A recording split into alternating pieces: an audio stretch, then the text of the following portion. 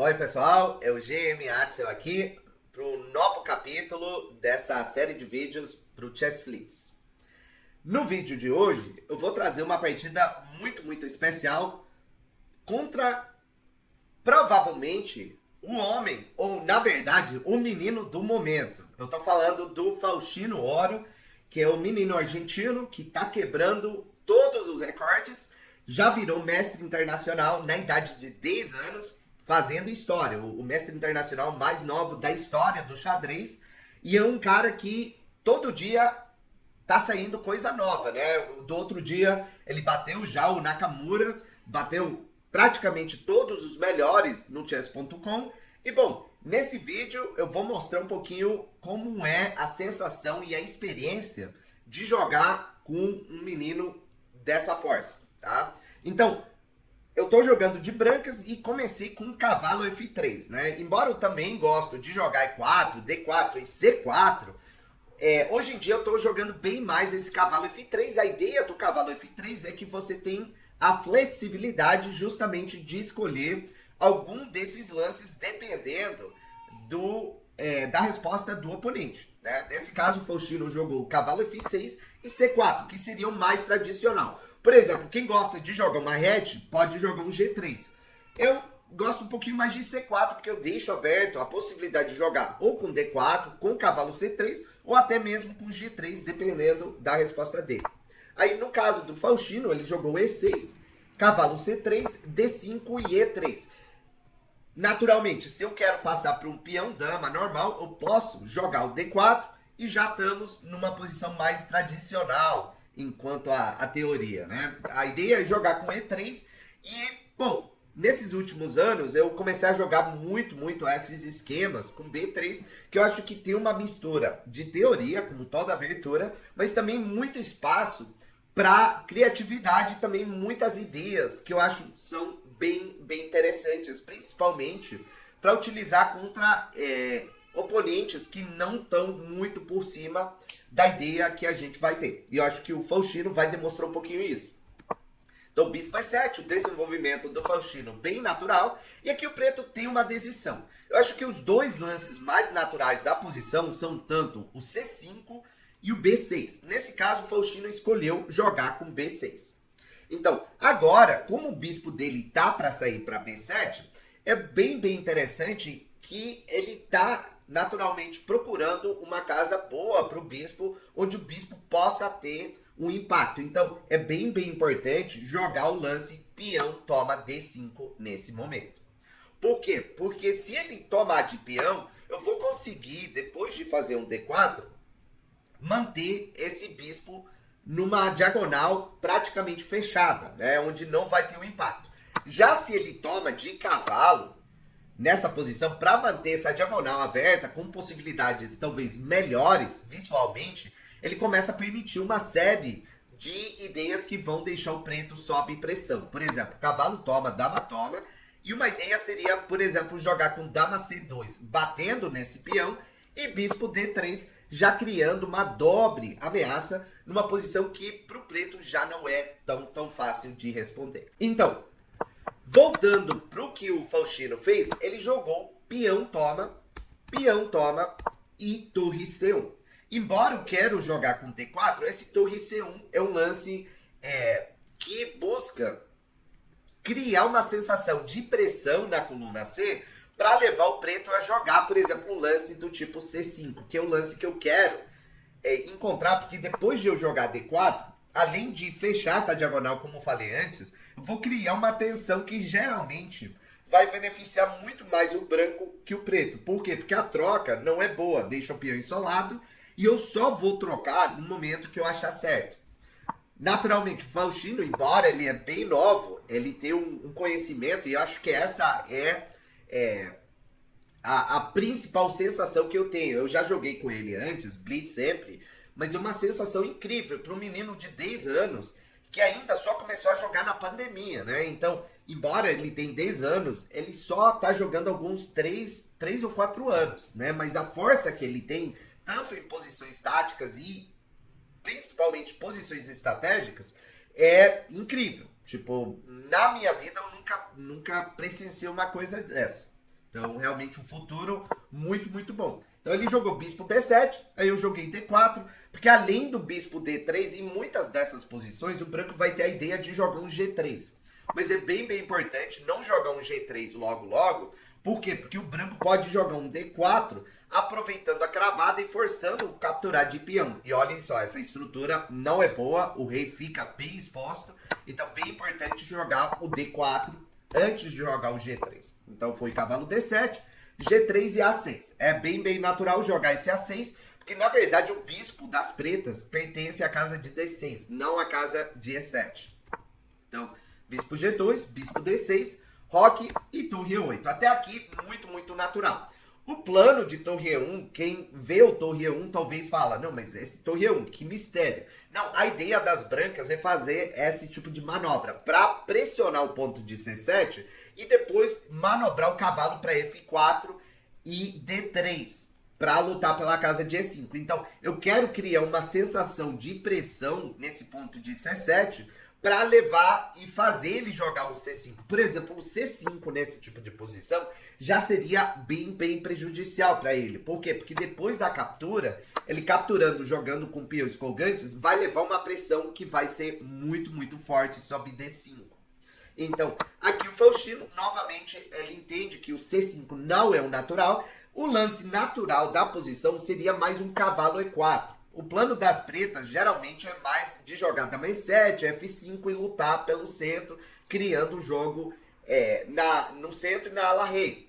Já o Faustino começou a jogar de um jeito um pouquinho mais esquisito. Não necessariamente errado, mas eu acho que esse tipo de lance já demonstra que ele não tinha completa certeza do plano que jogar, né? Porque o H6 realmente não é um lance que ajuda de nenhum jeito. Até eu acho que em algumas posições pode ser prejudicial, porque, por exemplo, quando jogar cavalo H4, se ele precisa cuidar da casaria F5, já o G6 não fica tão bem posicionado como ele ficaria, talvez, com peão em H7. Então, bom, eu continuei meu plano, torre E2, cavalo F8, novamente o lance não é um erro já concreto, mas ele está começando a posicionar os cavalos de um jeito que não é correto. Por quê? Porque ele tem que ficar em controle da casa de E5. E o branco, enquanto isso, já vai melhorando notavelmente, né? Torre aqui, cavalo G6, e aí eu continuei com o cavalo E2. O que tem esse cavalo E2, pessoal? Embora eu não estou controlando a casa de E5, porque ele tem uma, duas, três peças, é justamente essa mistura de pressão sobre C7 e luta pela casa de E5 que vai me ajudar a chegar no cavalo E5. Por exemplo, se ele jogar dama E7, na verdade, o branco vai jogar cavalo E5 de qualquer jeito.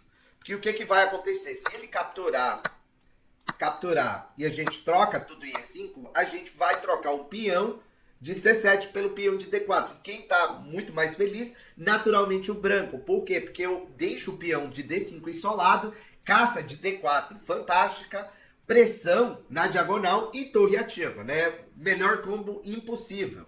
Então, já o Faustino começa a perceber que a coisa não tá dando certo e ele tentou jogar cavalo E4. Finalmente, uma casa que realmente é a correta para o cavalo, mas ele perdeu alguns tempos que eu acho que são bem, bem importantes. Por quê? Porque já eu começo a chegar com o cavalo E5 e, como falei antes, a troca não é uma troca boa para ele, né? O mesmo motivo. Que depois de peão toma, ele vai ter que trocar o peão de C7 e ficar numa estrutura prejudicial. Quais que são as opções? Na verdade, ele não tem muitas, porque ele também não quer deixar eu capturar em G6 ou dominar a casa de C6. Então jogou cavalo E7 e já começa a ficar numa posição bem esquisita, né? Porque, bom, cavalo F4, os cavalos já começam a dominar, estão pressionando cada vez mais os pontos, a dama também vai ter possíveis passagens, e, bom, jogou cavalo F6 aqui o Faustino, indo para trás, talvez com a ideia de dominar essa casa de H5, então por isso cavalo H5.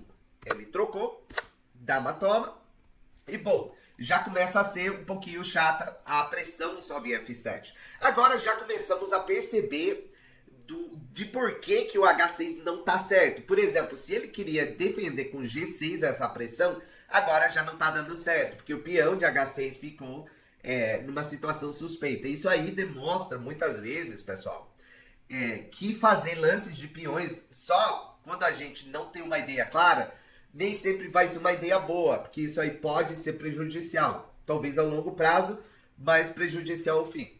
Então aqui eu acho que o melhor lance das brancas seria, por exemplo, jogar o torre F8, cuidando da casa de F7, mas agora o branco já tem uma ideia, através dessa diagonal, de pressionar com o cavalo C4. Porque, claro, eu vou aproveitar a cravada que tem sobre o bispo de B7. Ele não quer tomar em C4, né? Porque já não tem uma cara boa. Mas, claro, o problema que ele tem é que esse bispo, embora não é um bispo muito ativo, ele é um bispo muito, muito importante para a posição dele. Por quê? Porque sem esse bispo, ele vai perder o controle da casa de C7. Então ele já começa a enfrentar alguns problemas. E, por exemplo, jogar bispo B4 realmente não é uma solução para o problema dele. Ele teria que deixar eu capturar em D6, mas já depois de capturar a ideia de bispo H3, o ponto de C7 está cada vez mais vulnerável. Além de, por exemplo, passar para alguns finais que realmente vão ser muito difíceis para ele segurar. Então aqui o Faustino, ele jogou a triste bispo toma 5. Por que eu falo triste? Porque, claro, ele não queria perder o bispo, mas já a necessidade está levando ele a fazer alguns lances. Aqui peão toma e o lance correto. Por quê? Porque com dama toma, embora eu pegue o bispo e ele não tenha uma descoberta muito forte sobre a dama, eu quero não só pressionar em C7, mas abrir essa diagonal para o meu bispo. Ideia G6, F4, F5, além de botar também uma pressão sobre D5. O preto está numa situação já muito perto de perdido. Por exemplo, aqui depois de C5, foi a primeira oportunidade que eu deixei escapar de pegar uma vantagem muito perto de decisivo depois do E6, abrindo justamente essa diagonal com a ideia de que, por exemplo, o peão toma dama E5, eu vi cavalo F5 e eu parei.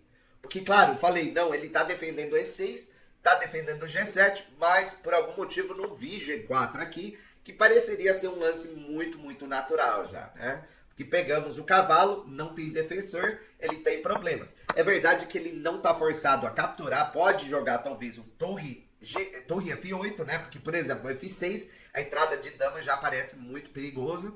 Então, depois de torre F8, seria uma posição de muita pressão ainda, com ideias de dama G4. A diagonal parece realmente muito, muito forte. Eu joguei o mais natural torre D2 para misturar pressão sobre C5 e D5 em algumas posições. Talvez jogar B4. Aí foi dama D7, bispo H3 e aqui bispo G2. Com a ideia, como a gente estava começando a ficar meio perto do apuro, eu queria fazer um lance que ajude a manter o controle. Porque, claro, D4, aí eu percebi que poderia rolar um problema. A minha ideia era que se ele voltasse, por exemplo, para D7, jogar com F4. Né? Jogar com F4, começar a avançar com os peões, já que o preto não tem uma presença ao redor do rei. Então, quero justamente aproveitar isso com a expansão. A pressão, lembrando só, não sempre é boa quando a gente consegue um resultado concreto, de, por exemplo, ganho de material. Mas muitas vezes a pressão é muito útil para manter as peças do meu oponente passivas. Então, aqui ele jogou dama E6, aí foi F4 de qualquer jeito, e a ideia é manter uma pressão e combinar um pouquinho com o avanço de peões. Então aqui o Faustino troca as damas e a gente vai entrar num final já bem favorável. Por quê? Porque cavalo E3 está levando bispo F7. Então ele trocou, cavalo toma e torre D6. A minha torre está mais ativa, estrutura muito favorável. Aí ele tentou, eu não quero trocar, minha torre está mais ativa. E rei F2, já expulsando o cavalo. Talvez cavalo G4 seria bem melhor, porque, claro, obriga a tomar uma decisão de rei G2 para depois atacar o cavalo. Ele jogou cavalo F5 e agora, sim, praticamente está muito perto do abandono, né? Cavalo E7 está levando F5, ele ficou obrigado a tomar essa decisão. E eu gostei muito desse lance rei F3. Torre D4 também não tem nada de errado, mas o que eu achei que ele ia fazer era o G5. Já com o rei F3, eu fico com o rei mais ativo e talvez com a possibilidade de dar um apoio se for necessário, além de que muitos dos finais, quando eu trocar a torre, vão estar ganhos. Então, por exemplo, a ideia de G5 pode ser torre D6, porque realmente ele não pode passar para um final de G toma F4, porque, claro, eu vou tomar rei toma F4 e a troca de torres vai me levar para um final, provavelmente ganho.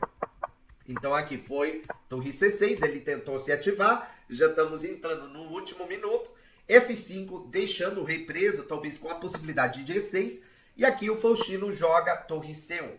Talvez entendendo que, claro, se torre C2, eu estou chegando já com E6. Como o rei não está chegando, mas para falar a verdade, provavelmente eu teria que tomar em D4. Aí eu tomei em D4 e agora eu entrei completamente. Eu esqueci que minha torre já não está em D8, porque, claro, com a torre em D8 o peão vai mais rápido porque a torre está apoiando. Aí eu joguei o E6 e aqui eu perdi o controle absoluto, né? Rei G6, aí eu percebi.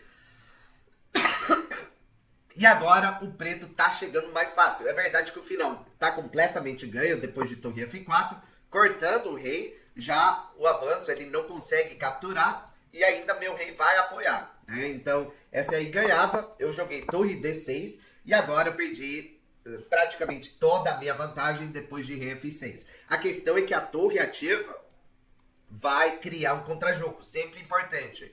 Mesmo entrando numa posição que não é vantajosa, ou de defesa, nesse caso para o preto tem que tentar sempre a defesa ativa. Questão que o Faustino fez, né, corretamente. Aí eu joguei A4, já começa a pendurar praticamente tudo. H4, o último erro. Rei D5 seria a última tentativa para lutar, mas para falar a verdade, o preto já tem boas chances de aguentar, né? Aí eu joguei H4 e aqui ainda pendurei, né? Porque, claro, depois de tomar e torre D7, na verdade eu tô ganho.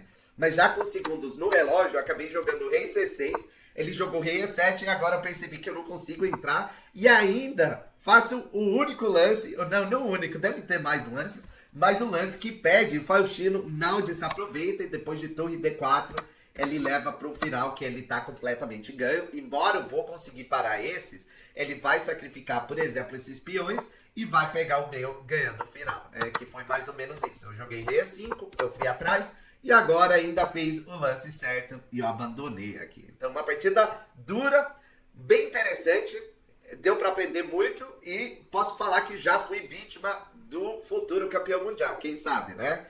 Mas é isso aí, galera. Se vocês gostaram, vão lá que a gente está trazendo muito vídeo. Tem muita coisa para aprender da Chessflix e será até a próxima. Até mais. Olá, enxadristas. Se você gostou desse vídeo, se inscreva na lista de espera para ter acesso às nossas aulas e conteúdos exclusivos para os alunos. E claro, não se esqueça de se inscrever no canal da Chessflix e ativar o sininho para receber todas as notificações. Estamos trazendo vídeos novos todos os dias com o nosso time de mestres da Chessflix, para você aprender xadrez de verdade. Até a próxima!